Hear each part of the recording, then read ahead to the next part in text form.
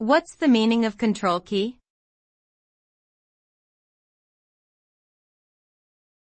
Control key.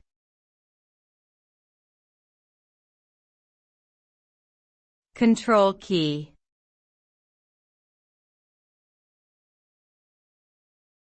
Control key.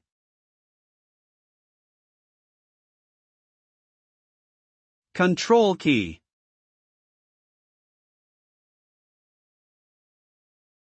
The control key is a modifier key found on computer keyboards.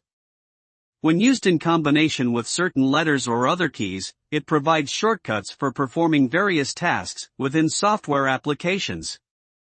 It is typically located in the bottom left corner of the keyboard and labeled as Control or caret. The control key is commonly used in conjunction with other keys to perform actions such as copy and paste, undo and redo, and to switch between open windows or tabs. Overall, the control key enhances efficiency and ease of use for computer users.